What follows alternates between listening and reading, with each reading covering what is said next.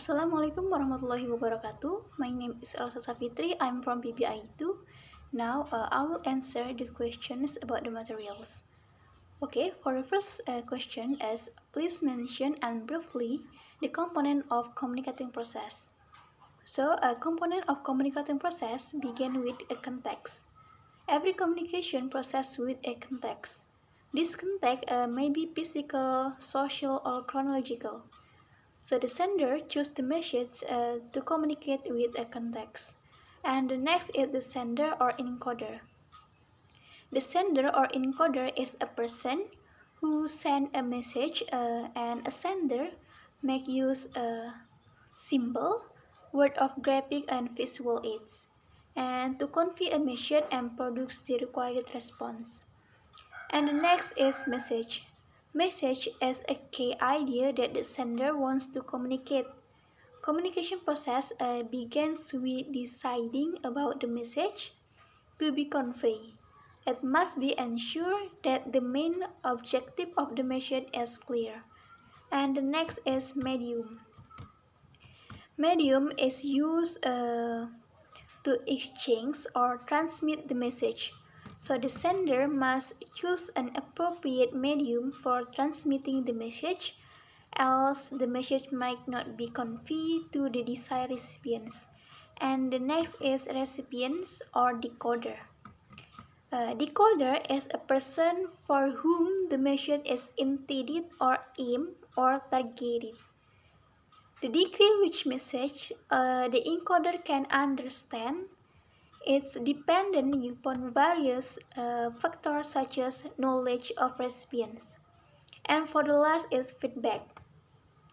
Feedback is the main component of communicating process, as it permits the sender analyze the efficiency of the message. It helps the sender in confirming the correct interpretation of message by the decoder. And the next question is, why do humans need language? Without language, how people to communicate? How we can communicate each other? By learning a language, it means we have mastered a complex system of word, structure, and grammar to effectively communicate with others. But all animals have some system for communicating with others, member of their species.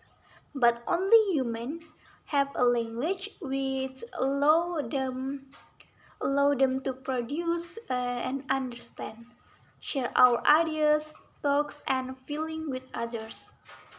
It has the power of build societies. We find a way to manipulate language to truly convey what we want to say with words and complex sentences. Of course, not all communication is through a language, but mastering a language certainly helps speed up the process.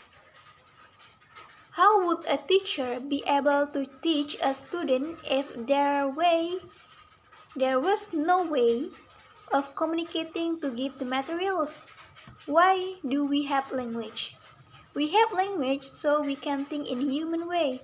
We have language because language is the system of abstract science, and the abstract science are necessary for abstract thought, and abstract thought is what makes us human. And for the next question is, please give your opinion about the periods: Dutch period, Japanese period, independence period of English teaching in Indonesia. Which one do you think the best English teaching period? I think the best English teaching period is Dutch period because English is taught consistently 3 until 4 times a week. Textbook and supplementary readings were plentiful, so they could improve their English first by reading a number of books. And at the end of the third year, they had to have a written and oral examination, so the student could speak, read, and write good in English. Although I don't like them forcing students to continue learning Dutch, but for now, but for how to teach, I really agree because most teacher now only emphasizes upgrading without learning how to speak. So that most students are good at forming grammar, but there are doubts in speaking. Okay, for the question 4, in your opinion, what is the status English compared to Indonesian nowadays? English in Indonesia are performance varieties and have no official status and remain dependent on standards set by native speakers from the inner circle. So in Indonesia, English being the first foreign language. In Indonesia, although English has no weight as in society, is not used as a medium of communication in official domains like government, law, courts, and education system, and is not accorded any special status in our country language legislation. It is still seen a priority as the most important of the foreign language to be taught. And the status English as the first foreign language they need for English as a language of international communication exists in complementary distribution. Indonesia, the success of the national language, which has developed from modest beginnings to be able to meet the communication needs of a modern society, has been achieved at the pace of people not having a working ability in English. And last a question, the five question. Please explain briefly about the function of English in Indonesia. The current status of English as an international of global language is underpinned by its wide use in a range of fields such as politics, diplomacy, international trade and industry, e-commerce, science and technology, education, media, information technology, and the popular culture.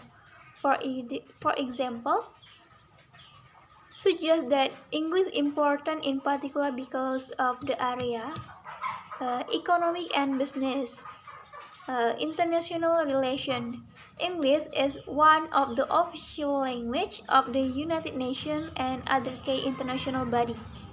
And media, the word of current information and popular culture, because a significant proportion of 57% of the world's newspapers are published in countries where English has a special status.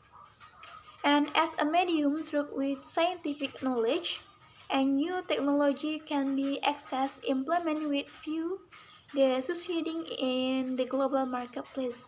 So the function of English in Indonesia is for international trade and industry, e-commerce, science, technology, and education.